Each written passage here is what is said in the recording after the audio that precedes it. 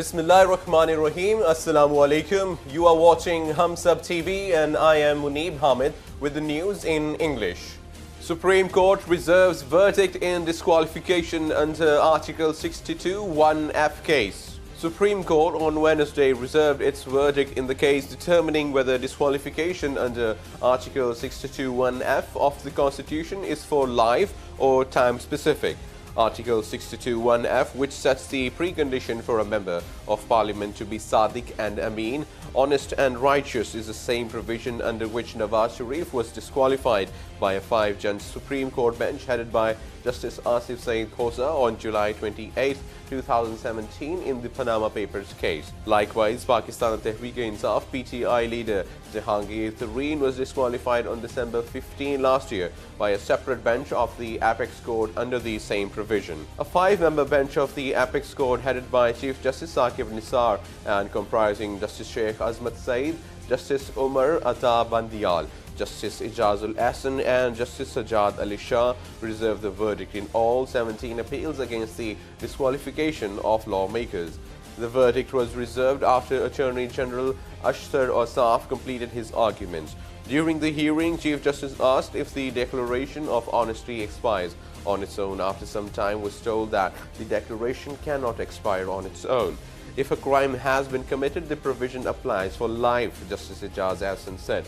If the time has not been determined for the disqualification, does it mean the subject has been disqualified for life? Justice Nisar asked. The Parliament will have to look into that, the Attorney General replied. The Constitution does not determine the length of disqualification period under Article 62(1)(f), Ishtar Osaf said in his concluding arguments, while adding that the court would have to look into the matter on a case-to-case basis. It is pertinent to the mention that the 4 aforementioned judges, excluding Justice Sajjad Ali Shah, have given either observations or judgments in the disqualification cases of Nawaz Sharif and PTI leaders Imran Khan and Jahangir Tareen. At least 4 Frontier Corps personnel were martyred on Wednesday in a targeted firing incident in Quetta. The FC personnel were patrolling the area near Saryab Road early morning when unknown assailants on a motorcycle opened fire at their vehicle, critically injuring all 4 inside the car. The security officials were moved to civil hospital where they breathed their last.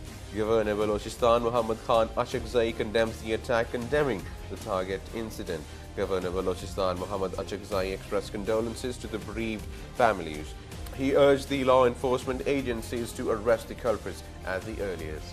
Sindh High Court seeks reply on contempt plea against CM in police transfer rules case. Sindh High Court on Tuesday directed the Chief Secretary to submit a comprehensive reply on a contempt of court application against Chief Minister Syed Murad Ali Shah for not convening a meeting of the Provincial Cabinet to consider the Inspector General of Police's submitted draft of new rules for transfers, postings in the police department as per law. The application seeking contempt proceedings against Chief Minister was filed by civil rights campaigners represented by Advocate Faisal Siddiqui.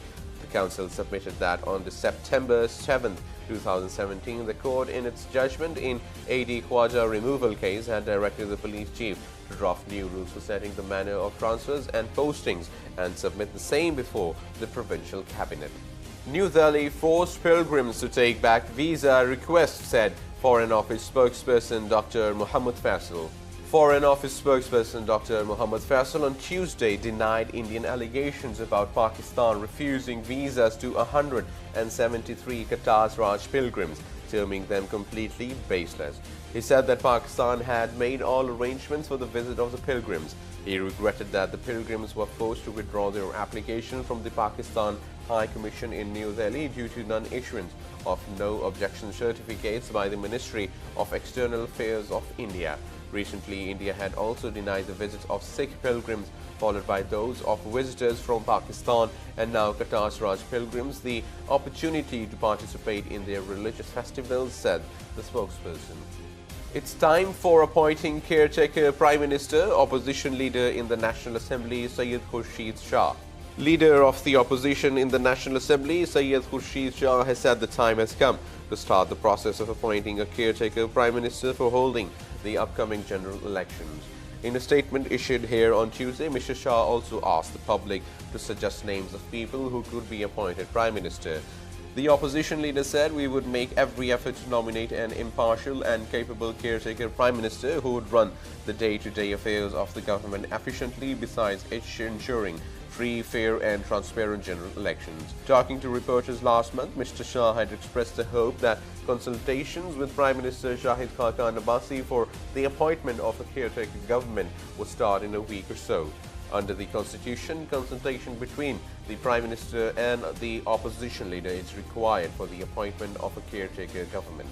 Afghan officials and Taliban talk despite wave of violence. Afghan officials are carrying out at least 2 tracks of talks with the Taliban, it has been learned, even after a month of brutal bombings and attacks by the militants that killed nearly 200, and despite US President Donald Trump's angry rejection of any negotiations for now. The persistence of the back-channel contact reflects the desire to keep a door open for reconciliation, even as the Afghan government and its top ally, the United States, fumble for a strategy to end the protracted war, now entering its 17th year. Rifts within the Afghan government have grown vast, even as the Taliban gain territory and wage increasingly ruthless tactics. The United States has unleashed heavier air power against the Taliban and other militants. After this string of Taliban attacks in recent weeks, Trump angrily condemned the group. "We do not want to talk with the Taliban," he said. "There may be a time, but it's going to be a long time." Still, Afghanistan's intelligence chief, Masoom Stanikzai, and its national security chief, Muhammad Hanif Atmar, continue to each other talk separating to the Taliban, say those familiar with the background negotiations. The problem, however, is that neither is talking to the other, or the High Peace Council, which was created by the government to talk peace with the Taliban, they said, speaking on condition of anonymity to discuss the contacts.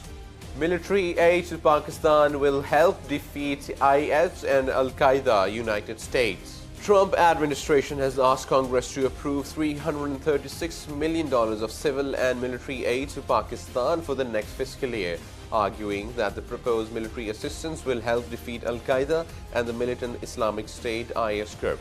The total request is $10 million less than the previous year and the links defense and assistance to Islamabad's action against alleged terror safe havens on its soil.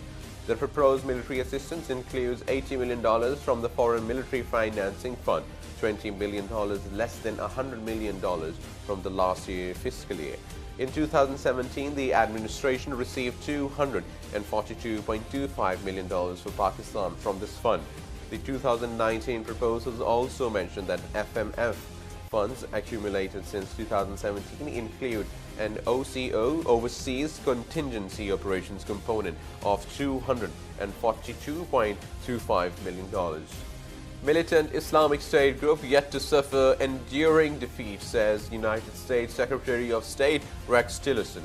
U.S. Secretary of State Rex Tillerson urged allies on Tuesday to stay focused on fighting the militant Islamic State group, saying Turkey's military offensive in northern Syria had detracted from the anti-IS battle. Tillerson spoke at a ministerial meeting in Kuwait of the U.S.-led military coalition that has been fighting IS in Iraq and Syria, being held in parallel with a conference on reconstruction in Iraq. The militant group has lost much of the territory it once controlled when it seized large swathes of Syria and neighboring Iraq in 2014. The end of major combat operations does not mean we have achieved the enduring defeat of ISIS, Tillerson said. Using another acronym for ISIS remains a serious threat to the stability of the region, our homelands and other parts of the globe. He said Iraq declared victory over IS in December, but the extremist group still has a presence in Syria, where the US-led coalition has backed a Kurdish Arab alliance fighting the militants, and Iraqi government forces backed by a US-led coalition last week staged a major operation against IS remnants in the northeast. North Korean leader Kim Jong-un says it's important to shore up dialogue with South Korea. North Korean leader Kim Jong-un has praised the welcome the South gave his sister and said it was important to build on the Olympics-driven momentum for dialogue on the divided peninsula. Kim's younger sister, Kim Yo-jong, one of his closest confidants, was part of the nuclear-armed North's diplomatic delegation to the Games that made worldwide headlines. She delivered his invitation for the South President Moon Jae-in to come to a summit in Pyongyang, which he did not immediately accept, saying that right conditions were needed. The North is subject to multiple sets of UN Security Council sanctions over its banned nuclear and ballistic missile programs and conducted dozens of weapons tests last year. Dutch Foreign Minister Halbe Zijlstra resigns after lying about the Putin meeting. New Dutch Foreign Minister Halbe resigned on Tuesday after admitting he had lied about his presence at a meeting with Russian President Vladimir Putin. I see no other option today than to hand in my resignation to His Majesty the King, a tearful Zijlstra told MPs in a hastily called session of Parliament. Stepping down, Zijlstra told MPs on Tuesday that the credibility of the country's foreign minister must be beyond doubt, both inside and outside the country. His resignation came after his claims to have attended a meeting 12 years ago with Putin in his data, which included Jeroen van der Veer, Shell's former chief executive, were revealed on Monday to be false. I have spoken about an incident of great importance, saying I was there in person. While that was not the case, I wanted to tell the story convincingly. I should not have done it. I am sorry. Moscow seeks $20 million from Delhi to repair nuclear submarine. Russian authorities have demanded over $20 million for rectifying the damage suffered by India's nuclear submarine INS Chakra, which was dry docked last week. Even as the government is seeking to fix responsibility for the accident, The Hindu reported on Tuesday. It quoted defense sources as saying that Russia has quoted $20 million for fixing the nuclear submarine's front portion, which was damaged while the submarine was entering the harbor in Visakhapatnam. The details of the accident emerged in public in early October last year. And now the sports news. Resumption of international cricket in Pakistan included in ICC strategic policy. International Cricket Council has included the issue of the resumption of international cricket in Pakistan in its strategic policy, which has been finalized in its meeting held in Dubai last week. Though the above-mentioned issue was not included in the original draft of the strategic policy when it was presented before the member countries of the ICC during the meeting. The Pakistan Cricket Board raised an objection and asked that the ICC should also include the point regarding the restoration of international cricket in Pakistan. And now the weather update for the next 24 hours. Mainly cold and dry weather is expected in most parts of the country. However, partly cloudy weather is expected in upper parts of the country. Light rain is expected in Malakand Division, Gilgit-Baltistan, Kashmir and its surrounding hilly areas. And that is the end of the news. For more news and updates, keep watching Hums Up TV.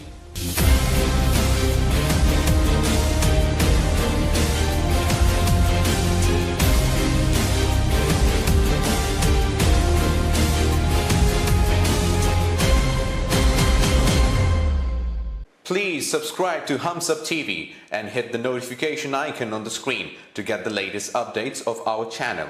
Thank you for watching Hums Up TV.